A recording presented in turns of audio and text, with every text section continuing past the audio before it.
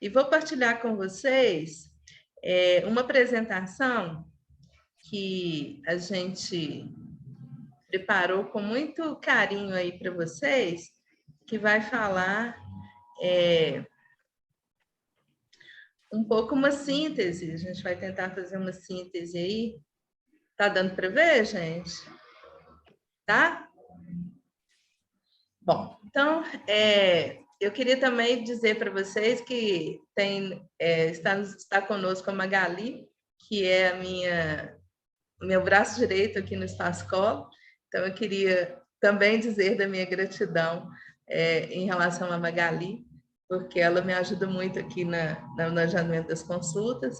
Então, ela é uma pessoa também que tem facilitado muito essa possibilidade de eu estar com vocês. Então, gente, vamos começar, né? A gente vai fazer, então, o nosso primeiro encontro online. Tem uma montoeira de assunto, tem muito assunto, mas a gente vai tentar passar com certa rapidez pelos assuntos, né? Alguns não são possíveis de se tratar numa reunião, mas eu acho que muitos esclarecimentos podem surgir da reunião de hoje. Então, esse encontro, né, ele surgiu de uma parceria, que é uma parceria entre o Espaço Colo e o pessoal do Mãe do Deleite, né, que é uma consultoria de amamentação.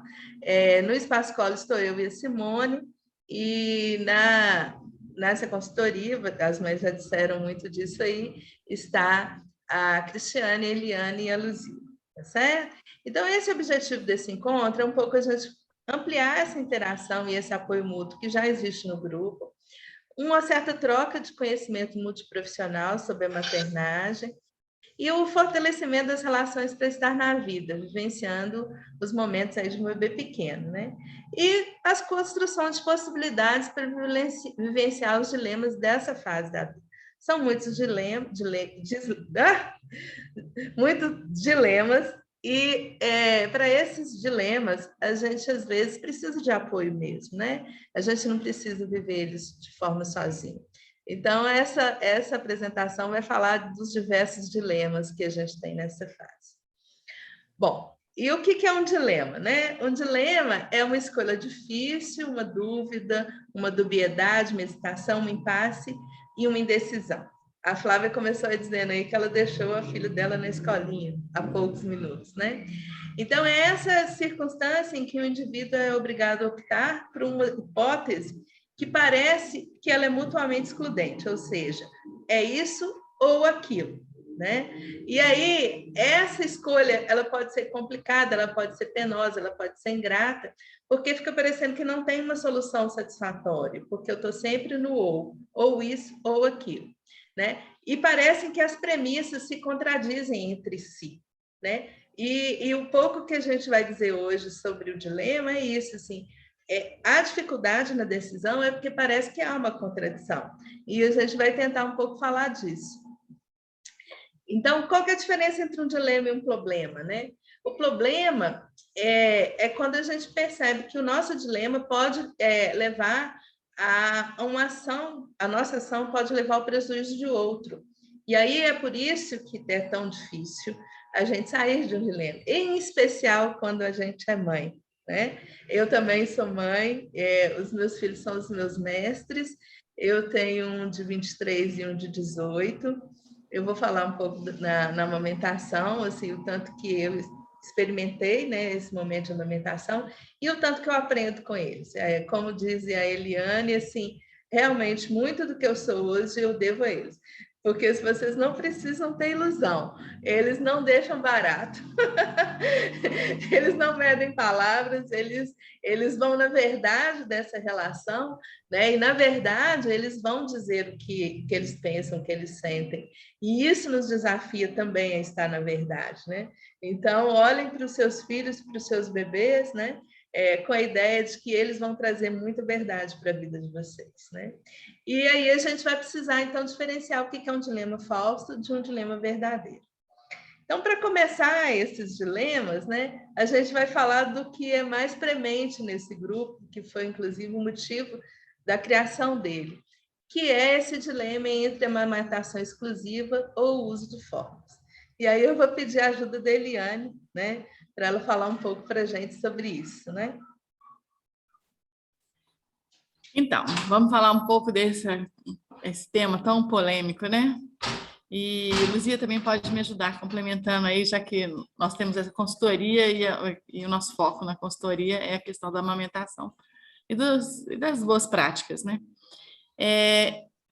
Então, o que é amamentação exclusiva?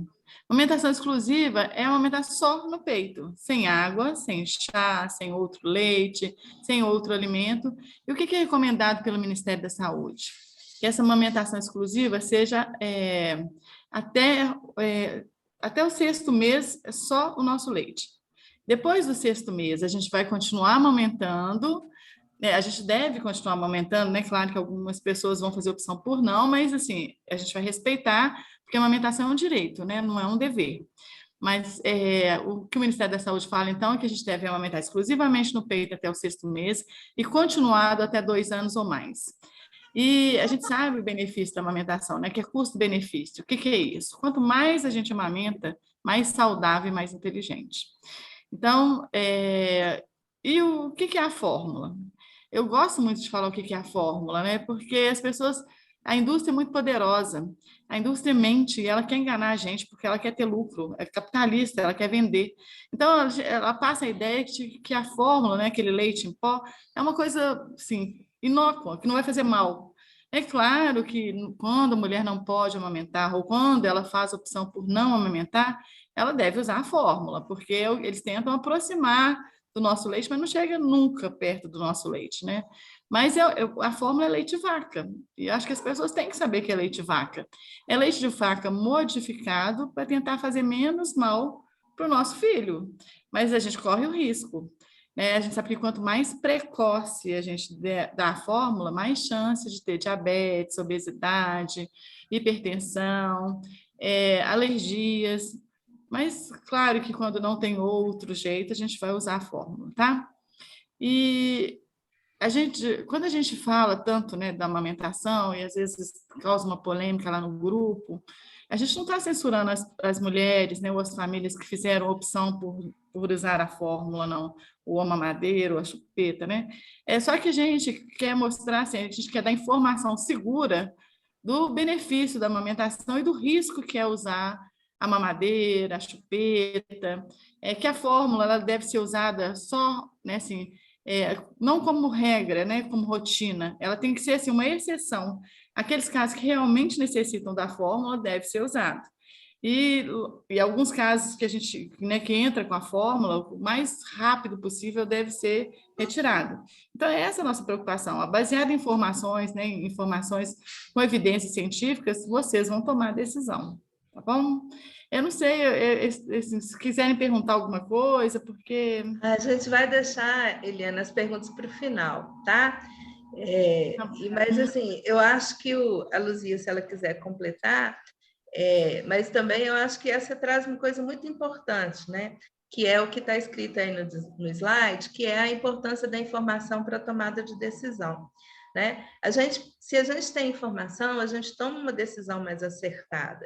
E não tem nada que seja proibido, nós não estamos falando de proibição, né, Luzia? Eu acho que isso a gente concorda. A gente está falando de parcimônia, né? De parcimônia no sentido de saber o que é melhor em cada situação, né? O que é recomendado, né? E o que a gente defende, né? Isso é diferente de você nunca usar ou não poder usar ou ser proibido de usar. Né? Esse é um falso dilema, porque existe toda a possibilidade de amamentar exclusivamente, como existe também, em alguns casos, a possibilidade de usar uma fórmula temporária, né? Em algum momento, em alguma situação, em alguma situação em que a mãe está precisando de ter alguma alternativa, e é muito particularizado, né? Então, a nossa defesa é uma defesa de que as coisas precisam ser saudáveis e precisa haver parcimônia, né? E não uma defesa pura e simples, né? Eu defendo e pronto. A defesa, ela está aí, ela é real, né? Do que a gente acredita que seja bom para o bebê, né? Mas isso inclui também as outras situações. Não é isso, Eliane? Uhum, isso mesmo. Luzia? Luzia, quer fazer alguma consideração? Quer falar alguma coisa, Luzia, sobre isso? Em relação a cada cenário, a cada família, nós sabemos, né, que tem mães que são muito apoiadas e outras mães que nem sempre contam com a rede de apoio na sua residência após a alta, né? A gente tem, dos anos de experiência, a gente já passou por vários cenários. O importante é a mãe saber onde buscar ajuda, em situações de dificuldade com a amamentação, estar com profissionais que sejam acolhedores, que repassem as melhores opções, né? E se em algum momento for necessário alguma questão da fórmula, que ela seja bem avaliada e prescrita por um profissional de saúde, né? Neste momento que a mãe possa precisar. Mas, com certeza, toda mãe tem um grande potencial de manter a amamentação exclusiva, salvo os casos especiais, né? É muito importante a mãe compartilhar o coração dela, o momento de dor, o momento de aflição, porque isso pode acontecer no puerpério, que além da amamentação tem uma mulher ali que passou por um parto regida de N hormônios e que a gente vai se equilibrando ao decorrer dos dias, né? Mas nós estamos aqui para acolher a todas. A todas e a todas as situações, né? Obrigada.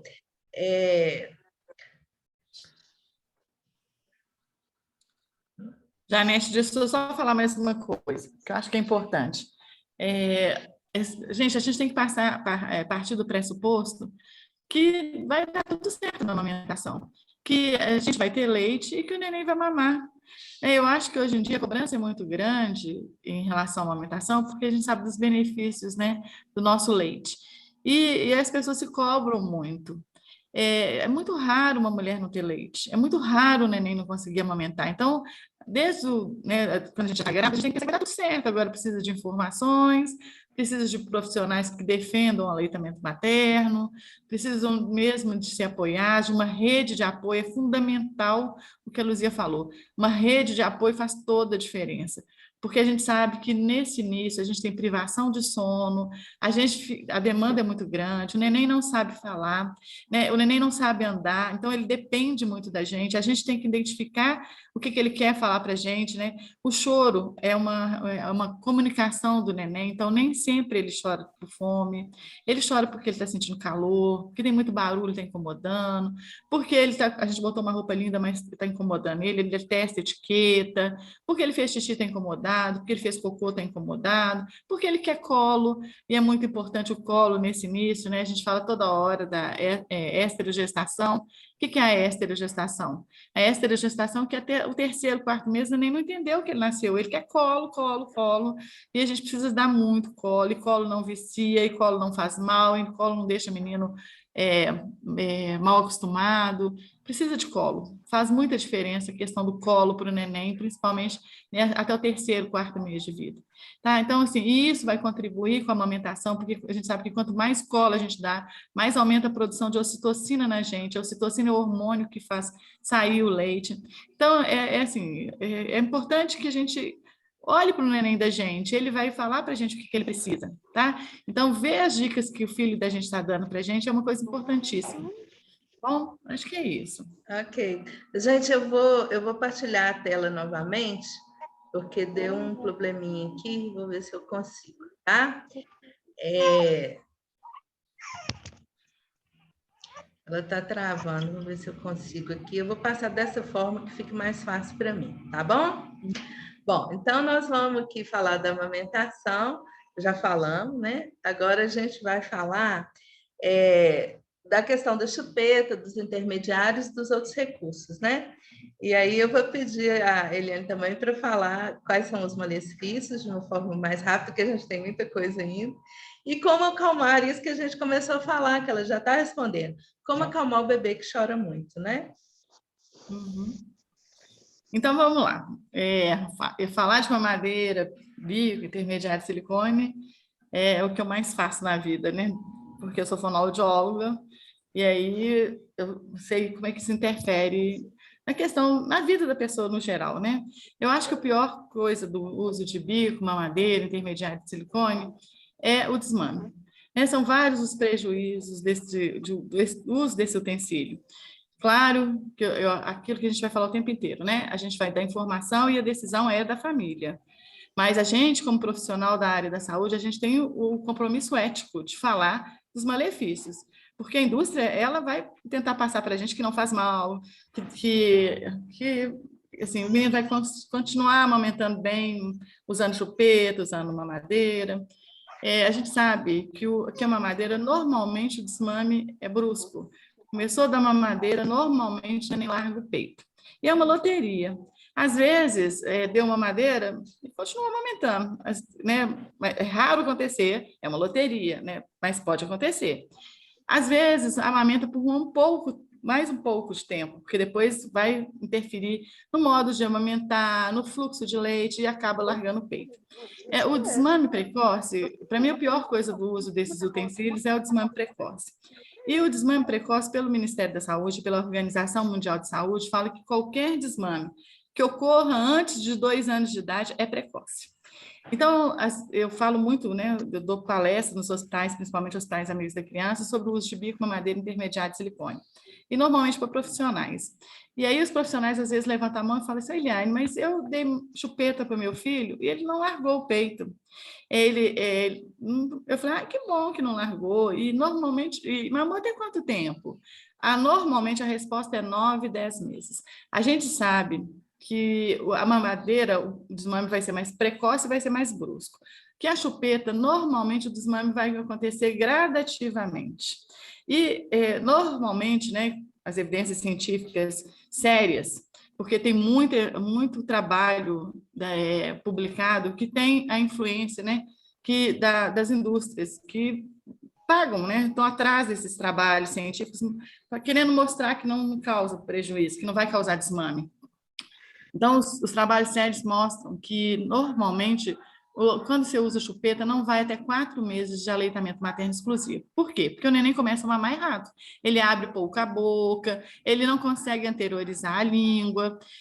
Então, ele começa a usar músculos diferentes na hora que está mamando na chupeta, chupando a chupeta, né? Sugando a chupeta. E na hora de amamentar, são músculos totalmente diferentes, a abertura de boca tem que ser grande, a língua tem que estar anteriorizada. É muito raro o neném conseguir colocar a linguinha debaixo do bico da chupeta. Normalmente, ele vai posteriorizar a língua. E se ele posterioriza a língua, joga a língua para trás, na hora que ele vai mamar no peito, ele não consegue tirar leite e costuma machucar o peito. Então, ele começa a mamar só no mamilo, porque ele abre a boca pouco. Ele cansa, porque ele chupa a chupeta, ele não sabe tirar a chupeta da boca. Então, ele cansa, né, de ficar chupando, e quando ele vai mamar, a gente tem menos tempo. Isso, aí, quer dizer, ele não anterioriza a língua, ele abre pouco a boca e ele mama menos tempo. E aí, isso vai prejudicar a livre demanda, porque o neném, a livre demanda, enquanto a gente estiver amamentando, é livre demanda, ele vai mamar a hora que ele quiser, o tanto que ele quiser. Claro que quando entra com outros alimentos, ele começa a mamar menos da gente, mas é a livre demanda. E a livre demanda é que vai determinar, principalmente no início, o tanto de leite que essa mulher precisa produzir para o filho dela. Então, se o meu neném começa a mamar menos em mim, eu começo a produzir menos leite. Então, por isso que não vai até 4 meses de aleitamento materno exclusivo. E, normalmente, não vai até 10 meses de aleitamento materno. Então, quando eu pergunto, e faço, né, as pessoas fazem essa pergunta para mim, eu pergunto até quanto tempo foi. Normalmente, eles falam, foi 9, 10 meses. É muito comum essa resposta. E, normalmente, não associo o uso da chupeta ao desmame. Por quê? Porque já come, normalmente por volta do 10º mês, já ocorreu a introdução alimentar, está na introdução alimentar, né? Mas já come muito melhor, já está comendo outras coisas. A grande parte dos nenéns, com 10 meses, já está conseguindo comer bem. Então, a pessoa não lembra que foi a chupeta, mas foi a chupeta, tá? Como acalmar o bebê sem a chupeta, Eliane? Você já começou a responder. Então, como é que a gente acalma o bebê sem a chupeta, gente? com muito carinho, com muita conversa, com muito colo, com a mãozinha na boca, não tem problema nenhum. Até é muito importante o neném levar a mão na boca, porque os 2 primeiros anos de vida é a fase oral do neném, onde o prazer dele está na boca, principalmente o primeiro ano de vida. Então, ele precisa levar a mão na boca, ele precisa chupar, né, o peito da mãe, levar os brinquedos na boca. Pessoas que passaram bem pela fase oral, normalmente não vão chupar dedo, né? Porque o medo da gente fica levando a mãozinha na boca e depois vai chupar dedo. Então, até o 3º, 4º mês, é muito importante esse neném levar a mão na boca. Se depois do 4º, a gente até mais um pouco, a gente até considera até 5, 6 meses, mas se depois do 5º mês de vida ele continuar levando com muita frequência a mão na boca, a gente vai dar um brinquedinho para ele levar na boca. Tá? Então, a gente vai distrair ele com um brinquedo. Mas é muito raro o neném que passou bem pela fase oral, que levou a mão na boca, que levou os brinquedos na boca, que mamou no peito, esse neném chupar dedo. Claro que a gente não é matemática, né? Então, claro que pode ter uma pessoa totalmente que passou bem pela fase oral e que chupou dedo, tá? Mas, normalmente, quem passa bem pela fase oral são pessoas emocionalmente mais equilibradas, então menos chance de chupar dedo. Também não estou falando que pessoas equilibradas não podem chupar dedo, a gente não é matemática, tá? Ok, Eliane. Muito bom te escutar. A gente aprende muito com isso, né? E o bebê, ele recebe esse carinho e esse acalento, né? De uma forma boa, né? Então, a gente achar que só consegue acalentar o bebê de uma forma também é um falso dilema, né? Uma outra coisa que me chega muito aqui no consultório é o tal do dormir bem e dormir mal, né? Isso é assim, depois da amamentação é disparado a principal questão, né? E eu tenho estudado o sono dos bebês, eu estou para fazer uma série de aulas sobre isso. Eu me prometi, e eu estou na reta final. Né? E o sono não é uma coisa que a gente vai conseguir discutir aqui agora, porque ele é muito complexo, né? O que eu descobri é que o sono dos bebês ele é muito complexo. E a gente tolera, né, que um bebê demore 1 ano para andar, mas a gente não tolera que ele demore 1 ano para dormir, né? Só que é tão complexo quanto andar, né? A gente não vai esperar que um bebê de 3 meses ande, ou que um bebê de 6 meses ande. Ninguém tem essa expectativa. Mas a gente tem uma expectativa que a partir do 3º mês o bebê durma, né? E a gente quer que ele dorme do nosso jeito, né? A gente quer que ele dorme a noite inteira. Então, a primeira e a mais primária causa de despertar é o fato do bebê estar em desenvolvimento. Ele está aprendendo muitas coisas, e dentre elas dormir, né? E dormir para ele não significa dormir uma noite inteira. Dormir bem para um bebê é dormir do jeito dele, do jeito que ele é capaz de fazer, né? E que ele acorde descansado no outro dia. Todas as mães que estão me ouvindo aqui sabem o que é isso, né? Às vezes o bebê acorda um tanto de vezes durante a noite, a gente acorda muito cansada e o bebê acorda felicíssimo, como se ele tivesse dormido o melhor dos sonos, ou seja, para ele dormiu bem, né? Ele dormiu bem, ele não acordou irritado, ele não acordou cansado, ele dormiu bem. Então, é importante a gente saber que esses despertares noturnos e frequentes não tem, a princípio, alguma coisa errada para ser corrigida, né? A gente precisa que esse bebê ele atinja a maturidade suficiente para que ele possa dormir mais horas no período noturno. E eu queria dizer para vocês que todos os envolvidos estão fazendo o que dão conta, inclusive o bebê, né? Então, me perguntavam às vezes, né? Quanto tempo você ficou sem dormir? Ó? Quanto tempo você durou uma noite sem dormir? No meu primeiro filho, eu demorei 2 anos para dormir uma noite inteira. E ele mamou até os 2 anos, né? No segundo, com 2 meses, ele dormiu uma noite toda. Quer dizer, tem também uma coisa que é particular de cada criança, né? Cada criança vai aprender a fazer isso com mais facilidade ou com menos facilidade. Mas esse é um assunto que rende, tem muita coisa para ser compreendida, muita coisa para ser... Não é um assunto que a gente possa ir de forma rasteira. Então, a gente vai deixar isso aí para uma conversa mais profunda do tanto que ela precisa ser. Mas, de antemão, é essa ideia de que isso é um amadurecimento, desenvolvimento do bebê como um todo, né? Do mesmo jeito que ele aprende a andar, a falar, ele também aprende a dormir. Uma outra coisa, né, Eliane, que pergunta-se muito é a questão da introdução alimentar. A gente também não vai prometer que nós vamos discutir introdução alimentar aqui, até porque a nossa grande especialista nisso, que é a Cris, ela não pôde estar presente, então pode ser que a gente agende depois uma reunião online para a gente falar de introdução alimentar. Mas algumas coisas a gente pode adiantar, né? A gente pode se perguntar, como é que eu sei a hora de iniciar? Né? Porque às vezes fica uma coisa meio assim, foi 6 meses, então vamos começar. Deu 6 meses, tocou o sininho, todo mundo comendo. Não é assim, né? O bebê ele vai ter que mostrar a prontidão, né? Ele vai começar a interessar por outros alimentos, ele vai começar a interessar com a refeição da família. Você vê que quando as pessoas estão comendo perto dele, ele já faz movimento, ele já senta sozinho, né? Então, essa hora de iniciar, ela precisa ser acompanhada por um profissional.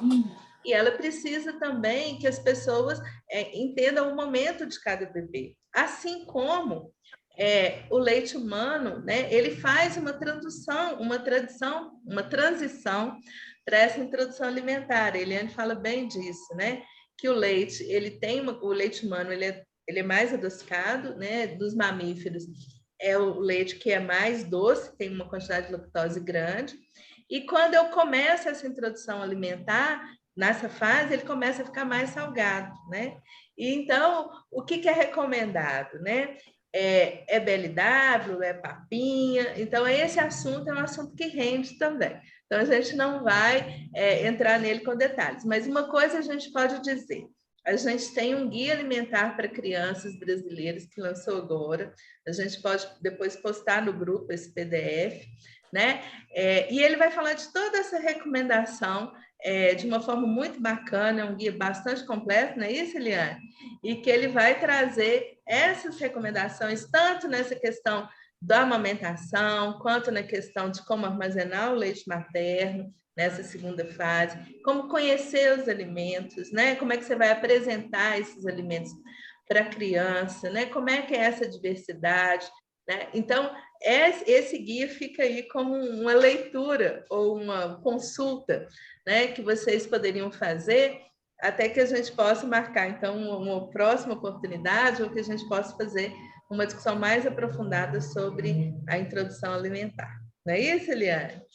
Isso mesmo. Vai ser ótimo com a presença da Cris, né, Janete? É o que você falou.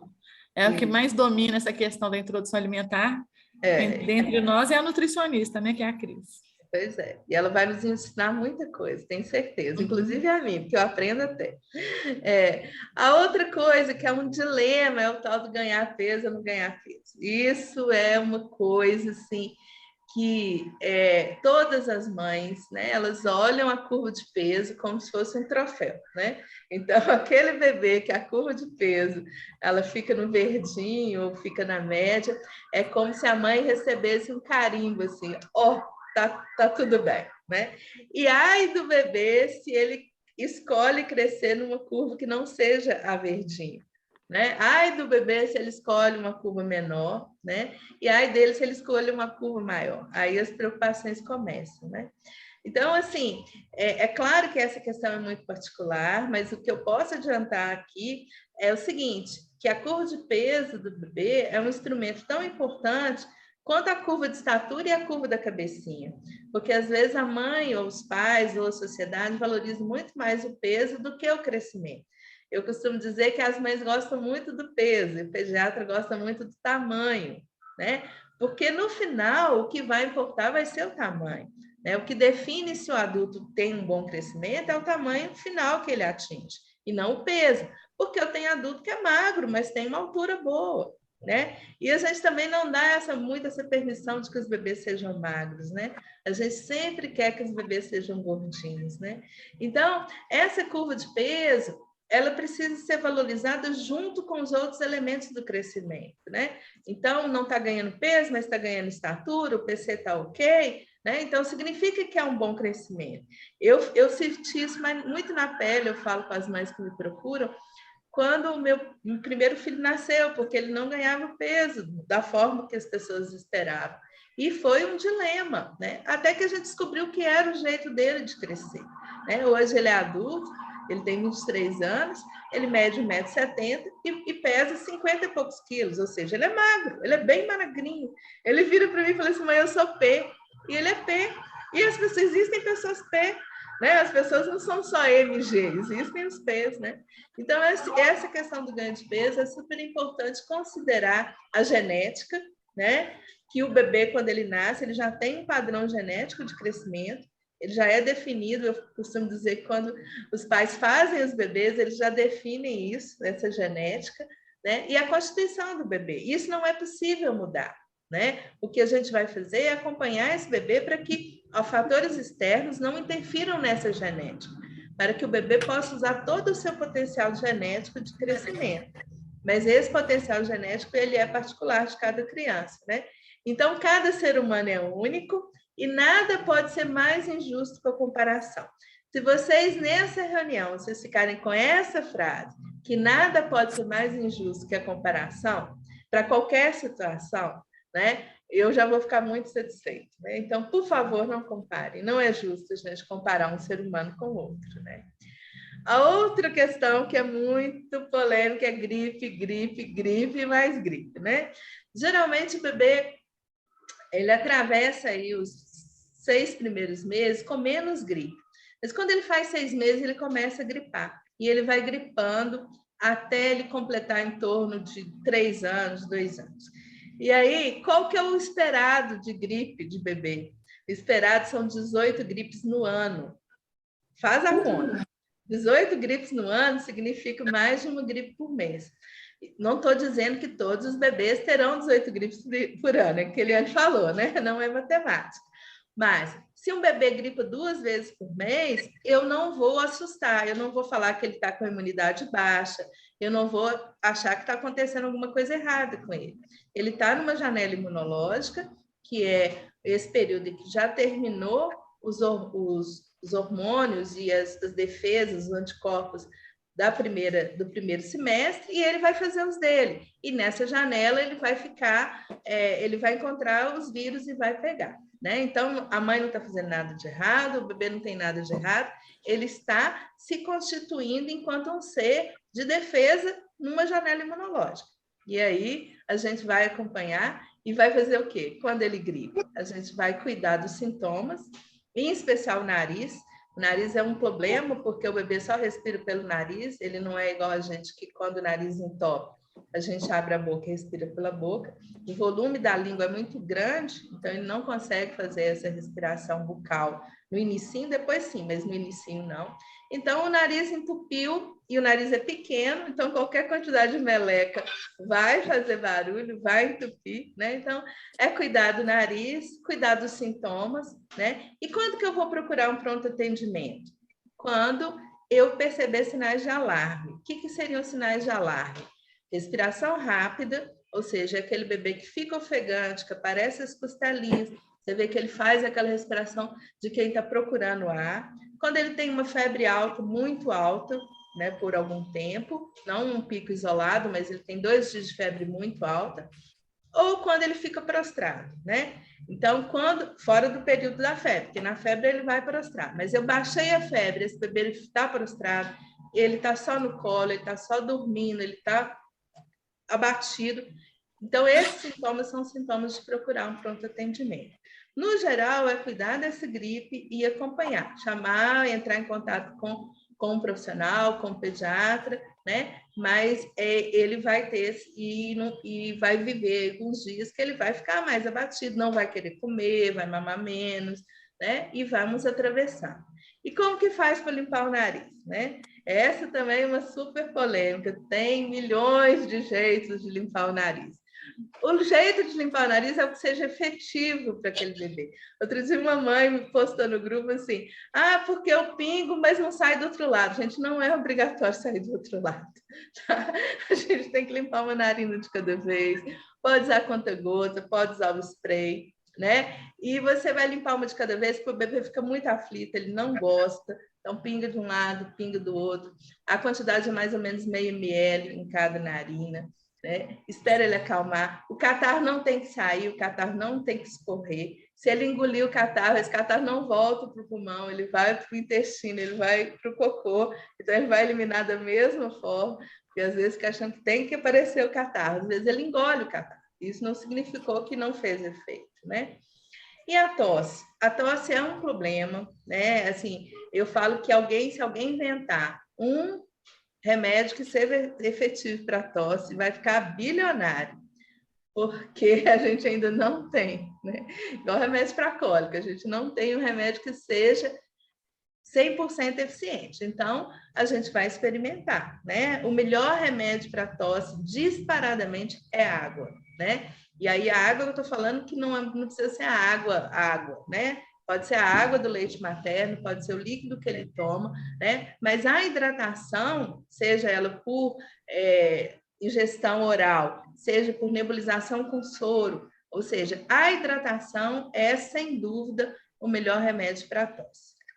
E cada bebê vai ter um caminho. Então, vai ter bebê que vai entrar na escolinha e vai gripar toda a vida, vai ter bebê que vai para a escolinha e não vai gripar, vai ter bebê que vai gripar toda a vida sem ir para a escolinha, vai ter bebê que vai gripar toda a vida ficando em casa. Então, a gente vai ter que ver como é que o bebê vai atravessar aí essa fase para ir de uma idade a outra. As dúvidas picadinhas, né, que me mandaram. Iluminação do quarto, sono noturno e sonecas, né? A iluminação do quarto é a mais confortável para os pais e para o bebê, tá? Tem pais que gostam de um ambiente muito escuro à noite, né? Pode ser que o bebê não goste, né? Pode ser que ele prefira alguma fresta de luz. Tem pais que gostam de fresta de luz, tem pais que se adaptam a uma luz mais baixa. Então, isso aí é um acordo entre a família, considerando também o desejo do bebê, né? O importante nessa iluminação é que não é recomendado que eu faça um quarto tão escuro à noite, a ponto do bebê achar que está de noite, né? É preciso que ele tenha essa iluminação para ele fazer um negócio que a gente vai falar no sono, que é o círculo circadiano. É importante para o bebê entender o que é dia e o que é noite. E se eu ponho uma soneca com um ambiente muito escuro, eu dificulto esse entendimento dele. Então, a iluminação para a soneca, ela é mais permissiva, ou seja, é um quarto mais claro do que a iluminação de um quarto à noite. Mas, no quarto à noite, aí a família ela pode achar o que é mais confortável para elas. Mas o escuro, né, ele é um fator importante para que o bebê reconheça esse ciclo circadiano, que ele vai interferir na questão da melatonina, que vai fazer ele ter um ciclo mais longo no período noturno, né? Então, essa iluminação, tirando a diferença da soneca e da noturna, a gente pode deixar aí a família se adaptar. Uso ou não de andador? Gente, o andador, aquele andador clássico que todo mundo tem na casa, que é aquele que tem os apoios de umas rodinhas que o bebê se desloca para ele, esse andador não é recomendado mais há bastante tempo.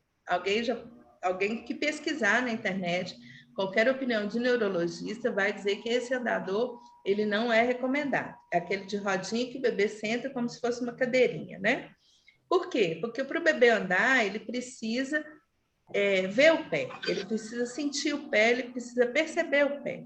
E naquele andador ele faz exatamente o contrário, porque o pé fica livre, ele dá uma empurradinha, mas ele não se vê apoiado no pé, né? Então ele não é um andador, né? O verdadeiro andador, vocês podem pesquisar, é um andador que parece um carrinho, que o bebê empurra, né? Ele tem uma forma triangular, ele tem rodinha, o bebê apoia e ele anda, né? Mas ali sim ele está controlando a marcha e ele vai, com esse movimento de um apoio, quase um andador desse de adulto, né? Ele vai facilitar. Vale a pena comprar um andador desse? Não. Ele é caro, o bebê vai usar por pouco tempo, né? Então, a gente acha que andador é uma coisa que talvez não vale a pena investir. O verdadeiro, porque o falso a gente já sabe que ele não é recomendado.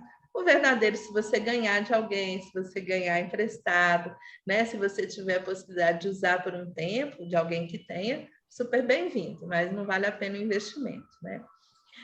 Berço ou quarto montessoriano? Tive que aprender com a Mayara aí o que era montessoriano.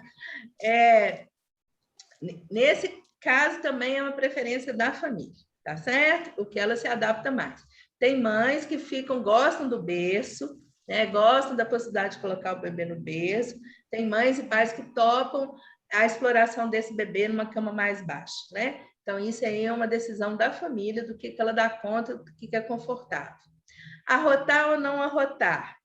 Isso aí também é a oportunidade de arrotar. Todo bebê pequenininho, não precisa ficar a vida inteira, né? Bebê pequenininho tem que ter a oportunidade de arrotar. Ficou ali 10 minutos numa posição, não arrotou, tá liberado, não tem que ficar meia hora esperando, porque senão você vai ficar meia hora dando mamar e meia hora esperando arrotar. Né? Aí só vai fazer isso. Então, colocou na posição, passou 10 minutos, não arrotou, segue a vida, não vai ficar aí esperando, né? Não é obrigatório arrotar, é uma oportunidade. Você tem que oferecer a oportunidade do bebê arrotar. Não é isso, Eliane? Isso mesmo, Janete. Tem neném que vai arrotar, tem neném que não vai, tem neném que vai arrotar em alguns momentos, em outros não. Não, mas ele precisa ter a oportunidade. E é 10 minutinhos e acabou. Pele sensível às assaduras. Isso também é uma coisa que é muito peculiar de cada bebê. Tem bebê que vai ter a pele mais sensível mesmo, né? E aí vai precisar de usar pomada o tempo inteiro.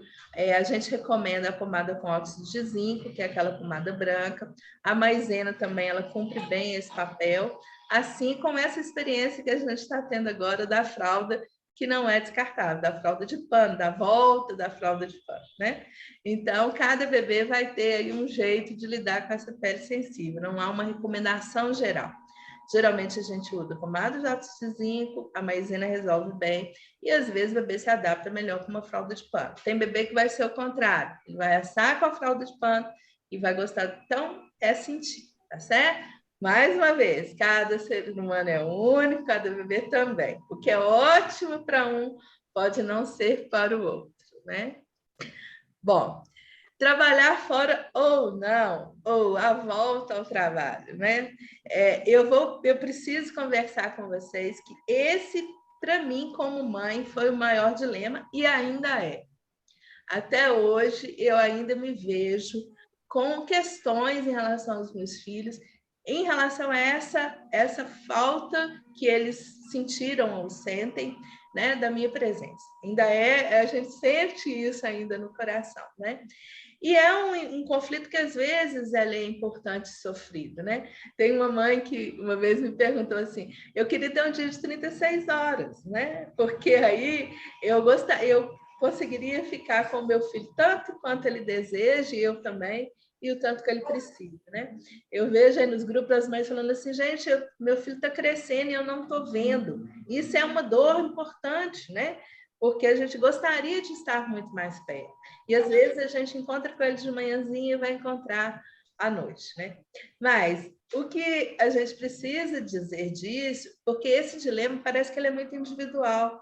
E eu acho que a gente, enquanto mãe, enquanto mulher, a gente deveria ter uma coisa, igual a gente defende aleitamento materno, a gente teria que ter uma defesa desse papel social da mulher, porque fica uma discussão muito individual, assim, a culpa é individual, não tem solução. Se eu trabalho, eu fico culpado, se eu não trabalho, eu não consigo também me realizar, ou financeiramente eu não consigo me equilibrar, né? Então, o convite que eu faço às mulheres e às mães é que toda a sociedade precisa se envolver nessa questão do trabalho com o bebê pequeno. Porque a gente fica quase disfarçada, assim, você vai trabalhar e você acha que você tem que... as pessoas nem podem perceber que você tem bebê pequeno. Tinha que ser o contrário, né? Uma vez eu li um artigo, um livro, que eu não me lembro, acho que chamava Crítica à Tolice Feminina, alguma coisa assim, que ela falava o contrário. Por que não uma bandeira de que as mães que têm bebê pequeno podem ter uma carga horária diferenciada, ou que a gente possa buscar alternativas para esse bebê ficar mais perto, né? Então, assim, o que eu acho é que esse é realmente um dilema, para mim foi, e é um dilema importante, e eu acho que nesse caso a gente precisa se unir para que a gente possa falar dessa dor, né? Que é deixar um bebê pequeno e ter que trabalhar, né? E eu acho que a sociedade ela precisa, porque na verdade o resultado do meu trabalho como mãe, o filho que eu criei, né? O que eu passei de valor da minha presença, do meu trabalho, é um resultado para toda a sociedade. né? A ausência da mãe, ela é deletéria para toda a sociedade, não é para aquele filho especial. Então, toda a sociedade precisava reconhecer esse trabalho. O trabalho, estou chamando de trabalho, mas a maternagem, ela é uma coisa fundamental para o tecido social de qualquer sociedade, de qualquer país. A gente trata a maternagem como se fosse uma coisa menos importante do que um trabalho fora. E maternar é uma coisa absolutamente essencial para o ser humano. Então, a gente precisaria ter discussões a respeito disso, e não ficar com uma culpa e um dilema que é individual, eu vou ou eu não vou. Né? E aí começa o dilema também, né? Eu vou, eu não vou, eu deixo na escolinha, eu deixo com babá, com cuidador, qual que é o melhor, né? E aí a gente volta a dizer que não tem uma solução geral ideal, né? Existe a melhor solução possível para cada caso. Vai ter família que tem personalidades e dinâmicas diferentes. Então, pode ser que um bebê se adapte prontamente à escolinha. Pode ser que o outro comece a adoecer demais. Pode ser que outra família babá seja a solução. Pode ser que a avó participe, supervisionando ou apoiando. Pode ser meio a meio, uma parte na escola, o outro com babá. Né? Pode experimentar para ver o que acontece. Às vezes as pessoas me procuram e falam assim, e aí, o que eu faço? Eu falo, experimenta, né? Não tem nenhum problema você experimentar e falar, não foi uma boa solução. Ou eu experimento e falo, não, por enquanto está ok. Eu posso também mudar de plano, né? Eu defendi, não, eu acho que o bebê tem que ir para a escolinha, porque em casa pode ser que eu mude de ideia, eu falo, não, eu experimentei, não foi legal, o bebê não gostou, não teve jeito. Então, não façam planos muito rígidos. Às vezes, o bebê já nasce e fala, quando ele completar tal idade, eu voltar a trabalhar, ele vai para a escolinha. Sinta, perceba, converse com esse bebê, né? Eu coloco que o mais importante é envolver o bebê nessa decisão. Às vezes ele está lá, essa decisão está sendo tomada, mas ele não participa, eu não dou chance para ele de participar. Você já perguntou para o seu bebê o que ele preferiria? O que ele está sentindo da escola? E ele vai te dizer, né? E o mais importante, por que ele está indo? Né? Por que ele está indo? Né? E às vezes a gente não conta para ele, né? Que a mãe e o papai vão trabalhar e que o pai e a mamãe vão voltar do trabalho. Né? Ele deixa na escolinha quase escondido, assim. Mas o ideal seria que você se despedisse, falar, olha, eu estou indo trabalhar e eu volto, né?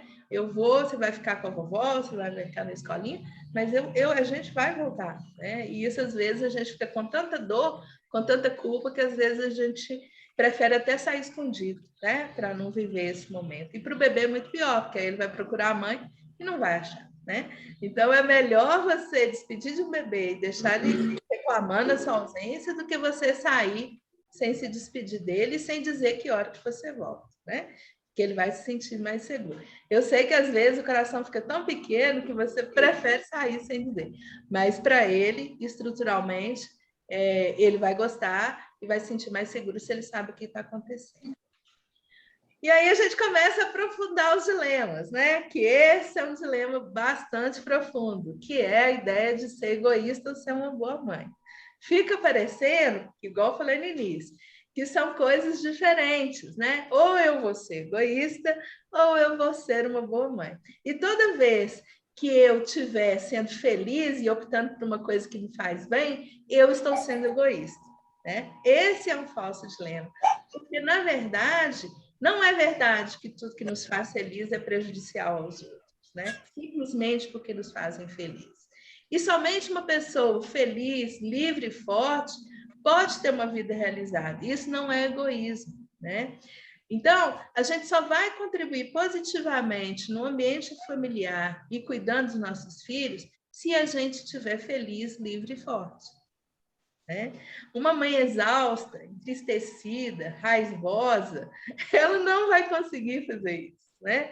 Por quê? Porque ela vai estar com uma mistura de sentimentos internos dela, né? Ela vai estar num conflito interno, ela vai estar emaranhada com uma série de sentimentos e emoções que o bebê vai perceber.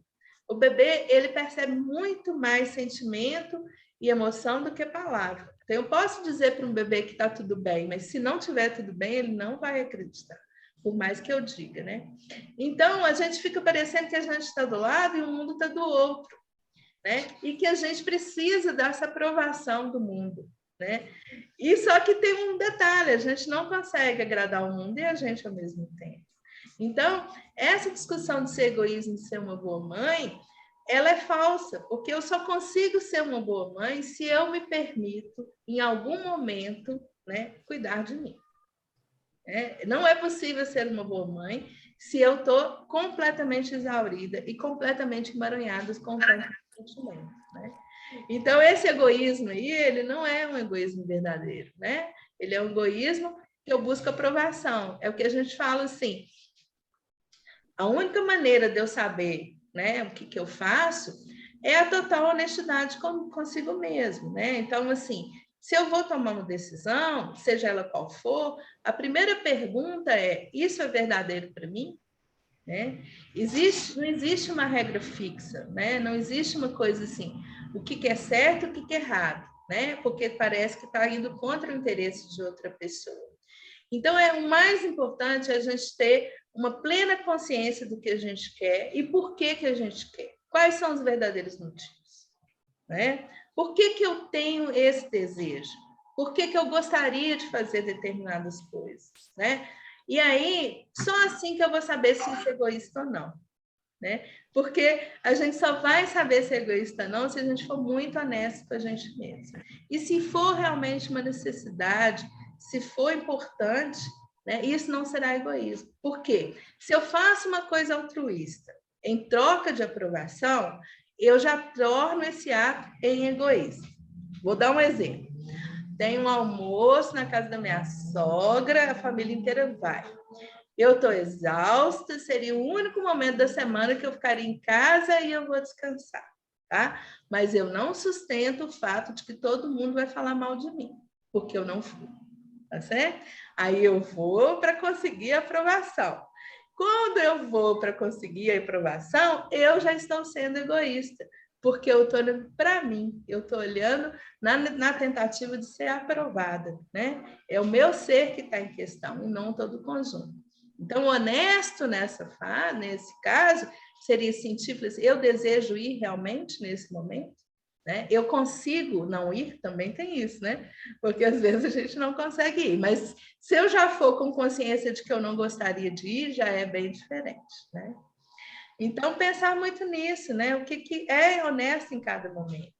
Porque a aprovação ou culpa, gente, ela faz parte do cardápio da maternagem. Assim, desde que a gente começa a achar que a gente tem que ser uma mãe perfeita, a gente entra nessa de ser uma mãe perfeita, de que a gente não pode errar.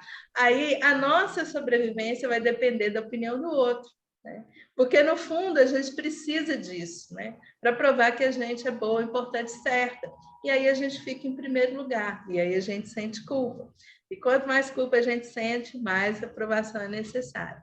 Então, só há uma saída, gente, a gente entender melhor as nossas emoções, as nossas motivações, os nossos desejos, os nossos medos, né? E quanto mais a gente entender o que parece errado, mais consciente a gente fica do que pode ser certo. Essa é uma profundidade que é um convite, né? Eu sei que os assuntos são muitos, mas para a gente exercer bem essa fase, exercer no sentido de mais harmonia e mais amor, é muito importante que a mãe se conheça. É muito difícil eu estar com o bebê, né, em tudo que ele desafia, como a Eliane colocou, né, que são os nossos mestres, sem que a gente se desloque, sem que a gente se conheça mais, sem que a gente vá para a nossa verdade, porque eles não vão aceitar o que é falso, né? Então, é muito importante, quando as pessoas me perguntam assim, como que eu vou fazer um trabalho preventivo para que o meu bebê seja feliz, que ele passe bem pelas fases? Cuide de você. Porque se você conseguir ter sustentação na verdade, na sua verdade, o seu bebê também vai ter a sustentação dele. E aí, gente, eu gostaria agora, já caminhando para terminar, de deixar 2 trabalhos que eu gostaria de oferecer, né? Eu gostaria de deixar aí um convite para vocês. Eu falei no início que eu sou helper de uma metodologia de autoconhecimento que chama PESOR, né?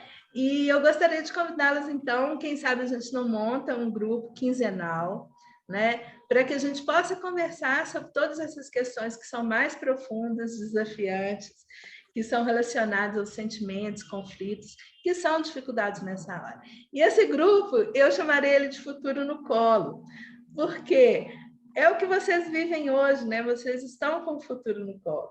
Essa foto é da Tainara, né? É uma das mães do grupo, e ela traz aí essa ideia, né? De que existe um futuro, um caminhar para dentro de si, né? Para que a gente possa caminhar também com esse bebê, né? Quanto mais essa mãe tiver tranquila no sentido do papel dela, na possibilidade dela estar na verdade, dela assumir que às vezes ela vai fazer coisas que são diferentes do que as pessoas esperam, que ela vai poder desafiar, que ela vai poder estar com a filha de forma plena, né? Melhor é isso, né? A outra foto é de uma mãe nossa também do grupo, que é da Flávia, né? Que então é a ideia da gente fazer esse grupo nessa metodologia que a tradução literal é o trabalho do caminho, né? Para que a gente possa estar com esses bebês construindo uma vida de uma forma mais plena, né? Se conhecer para cuidar do presente que você tem no braço e conhecer a possibilidade de um futuro de harmonia e amor. Porque não é possível a gente fazer esse trabalho da maternagem se a gente não conseguir lidar com todos os sentimentos que envolvem. É um método eminentemente prático, a gente vai discutir dia a dia mesmo, e quem se interessar em conhecer mais, eu fico aí com o convite de uma palestra inicial, que seria no dia 30, para quem quiser conhecer um pouco mais do que seria esse trabalho, né? Ah, tá. 901. Só um minutinho que eu vou descer, tá? Tem alguém aí com o microfone aberto. E um outro convite, um outro trabalho que eu gostaria de oferecer para vocês é a modalidade de uma consulta online, né? E como a gente está fazendo hoje um grupo online, é possível também fazer uma consulta individual online, né? Que é o que a gente chamou de teleconsulta. Né? E quais seriam as vantagens? Né? Seria uma comodidade, um acompanhamento mais profundo e regular do que trocas de mensagem. Às vezes eu recebo muita troca de mensagem, fica picado, né? Eu fiz uma consulta, eu experimentei com uma mãe de Brasília, uma orientação sobre alimentação de uma bebê um pouco maior, e foi muito interessante, eu nunca tinha experimentado e eu vi que é muito potente. Tem a possibilidade de participação das crianças, é no próprio ambiente familiar, tem um valor diferenciado em relação à consulta presencial, né? Então, se alguma de vocês achar que essa pode ser uma modalidade interessante, né? Aí conversa comigo no privado que a gente agenda, experimenta, sente, né? E vê o que é possível. Bom, gente, eu acho que é isso. A gente terminou, então, a partilha e slides. Falei muito, mas é porque tinha muita coisa para a gente conversar, né? Então, agora a gente pode abrir os microfones, quem quiser falar, perguntar, né? Fazer comentários. Eu espero ter aí, atingido o que era o objetivo, a gente, né? Eu, Luzia e a Eliane, atingido aí o objetivo dessa primeira reunião. Uhum.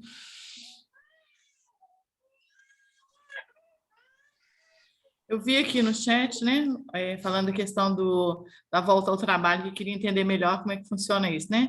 Porque eu coloquei que a gente tem que se preparar para voltar ao trabalho, e que volta ao trabalho não significa o uso de fórmula. E aí a Flávia está perguntando como é que funciona isso, né? Que ela já está congelando o leite dela, já está tirando, mas se preparar é muito mais do que só tirar o leite e congelar. A gente tem que ensinar esse neném a tomar o alimento de uma outra forma. Então, assim, eu acho que isso é tema para uma próxima reunião, porque a gente pode falar mais sobre isso, como é que a gente se prepara para voltar ao trabalho. Né? E muito que a Janete fala, né? Eu acho que eu falo que eu aprendi muito com a Janete. Eu trabalhei com ela na neonatologia lá no Júlia, e depois no alojamento conjunto. E uma das coisas que eu gostava muito da Janete falar que converse com o neném, eu sempre aprendi isso, eu sempre conversei muito. Assim, até para voltar ao trabalho, é muito importante você falar com a mãe ou com o neném que você vai voltar ao trabalho, que você está se preparando para voltar ao trabalho, que ele vai ter que tomar o leite agora de uma outra forma, tem que ensinar o cuidador a dar esse leite. Não, é um processo, gente, é um processo do seu organismo entender que ele tem que aumentar a produção de leite para você armazenar, que não é só o que você produz para o seu neném. né? Que você tem que ensinar o cuidador, tem que ensinar esse neném a tomar de uma outra forma, que não seja mamar no peito. Então, é treinar no copinho, é treinar na colher dosadora, no utensílio que vocês acharem que é melhor para vocês e para o neném. Então, é uma preparação. Talvez numa próxima reunião nossa a gente fale mais sobre volta ao trabalho. Também sugiro, eu vi quando a Janete estava falando, eu pensei assim, que um tema que era muito legal da gente falar é quarto compartilhado, gente, a importância do quarto compartilhado. Então, assim, né, quando fala do berço, normalmente esse berço a gente nem vai usar muito ele, porque o neném quer ficar agarrado com a mãe e do pai. É o porto seguro deles, é o pai e a mãe. Então, o quarto compartilhado é uma boa opção, é seguro, você usando, sabendo usar o quarto compartilhado. E tem evidência científica mostrando que o quarto compartilhado aumenta o tempo de mamada. Quando você faz quarto compartilhado, esse neném vai mamar por mais tempo. Então, aumenta a incidência de tempo de mamada, assim, de mais tempo amamentando. Então, o benefício é muito grande. Acho que vale a pena na próxima a gente falar sobre isso.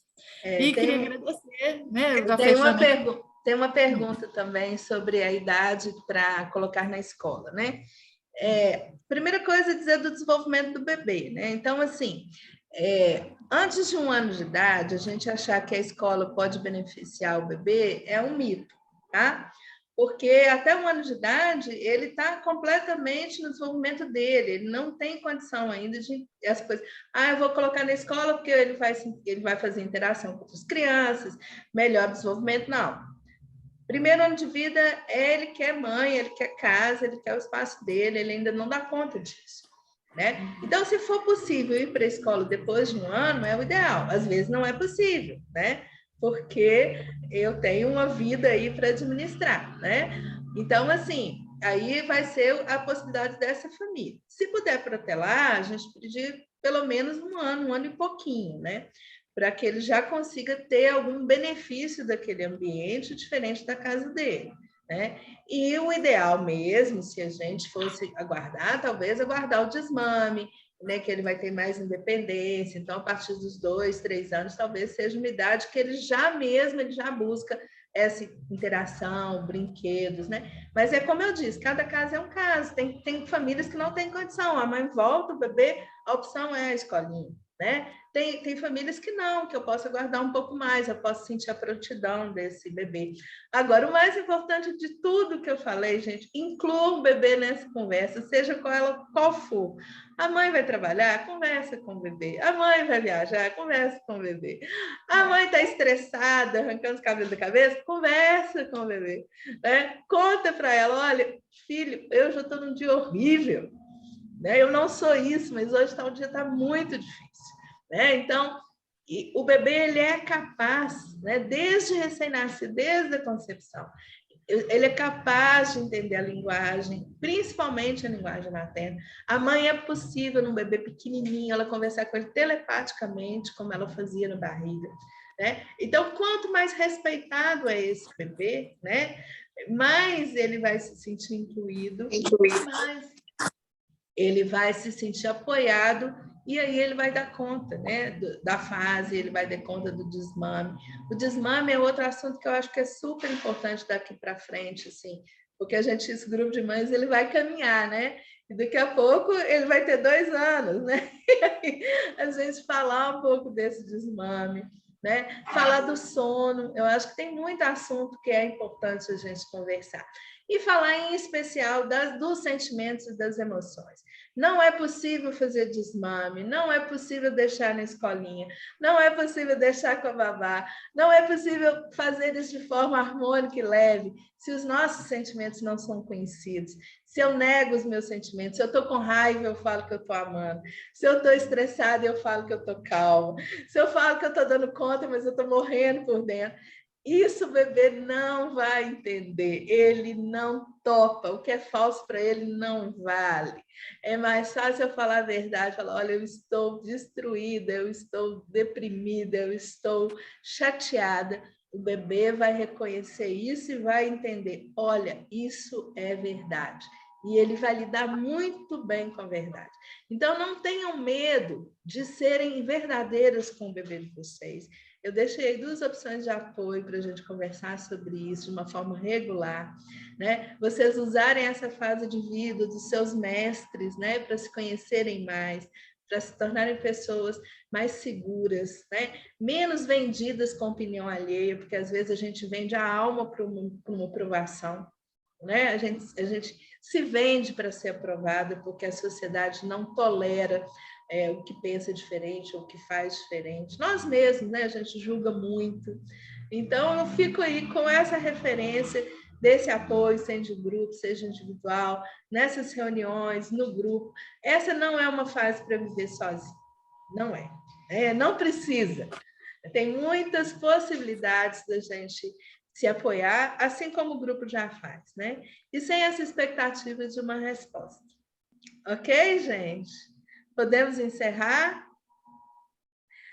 Então, eu queria, de antemão, agradecer a oportunidade. Para mim, foi uma experiência muito importante. É uma experiência que eu nunca tinha vivido, assim, de um grupo de mães. E se for isso, né, a gente pode aí fazer uma programação, né, Eliane? E fica já, então, um convite para o dia 30, para quem quiser conhecer a metodologia de autoconhecimento. É um momento que eu tenho certeza que vocês vão gostar. Dessa possibilidade de um apoio aí mais estruturado para viver essa fase, tá? E eu deixo aqui a minha homenagem aos meus filhos, que são os meus mestres. Ok? Podemos encerrar? Então, gente, muito obrigada, viu? Vou tentar, tá gravando, eu vou tentar colocar no YouTube. Eu dou notícia para vocês. Também é novo para mim, tá bom? Um beijão para todos. Fiquem com Deus. Gente, então um beijo, obrigado por tudo e a gente continua conversando lá no grupo, numa próxima oportunidade que tiver um outro encontro, né, Janete e Luzia? Mas foi muito gostoso ouvir vocês falando também, viu? Os depoimentos, eu fiquei muito grata com os depoimentos e fiquei muito feliz, né, do que vocês compartilharam aí. Obrigada, viu, gente? Esse é o nosso papel, né, Eliane? Assim, eu tenho aprendido que o que é mais importante enquanto profissional, desde lá da maternidade, é a gente estar disponível, né? E quando a gente está disponível, todo o resto ele segue, não é isso? A gente fica com Deus, um bom dia, uma boa semana para todos nós. Até a próxima. Beijo para vocês, gente. Obrigada, pessoal. Foi excelente encontro. Parabéns. Obrigada. Muito obrigada. Gente, Kelly. O link da próximo encontro vai ser disponibilizado pelo WhatsApp, igual você fez, doutora Janete? É a mesma coisa. Eu vou mandar, mas dessa vez eu vou colocar no Instagram também. Tá bom? Obrigada. Um abraço. Tchau, gente. Tchau, obrigada. Tchau, gente. Tchau.